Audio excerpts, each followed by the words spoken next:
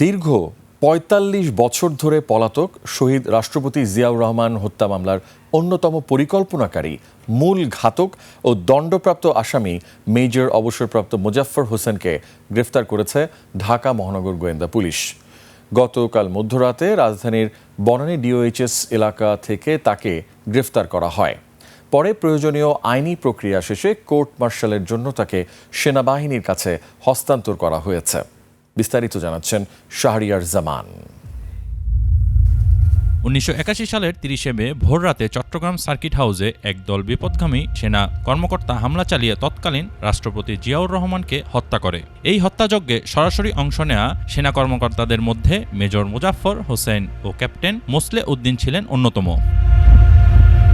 মামলার বিবরণ অনুযায়ী মেজর মোজাফফর হোসেন প্রথম রাষ্ট্রপতি জিয়াউর রহমানকে শনাক্ত করেন এবং তাকে লক্ষ্য করে সরাসরি গুলি চালান। হত্যাকাণ্ড নিশ্চিত করার পর তিনি চট্টগ্রাম সেনানিবাসের ২৪ পদাতিক ডিভিশনের তৎকালীন জিওসি মেজর জেনারেল আবুল মঞ্জুরকে টেলিফোন করে জানান, the president has been killed.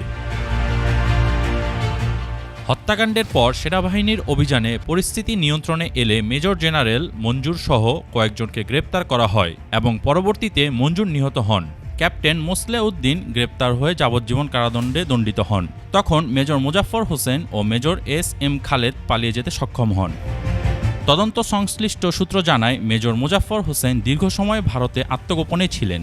১৯৯৭ থেকে ১৯৯৮ সাল পর্যন্ত তিনি সেখানে অবস্থান করেন। পরবর্তী সময়ে তিনি ছদ্মনাম ব্যবহার করে সীমান্ত অতিক্রম করে বিভিন্ন স্থানে যাতায়াত করতেন।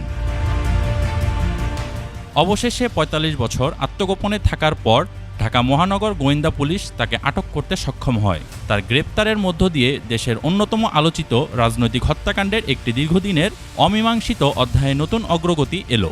সেনাবাহিনীর নিজস্ব বিচার প্রক্রিয়ার মাধ্যমে এখন তার বিরুদ্ধে পরবর্তী আইনগত পদক্ষেপ নেওয়া হবে। শাহরিয়ার জামান, ২১ টেলিভিশন, ঢাকা।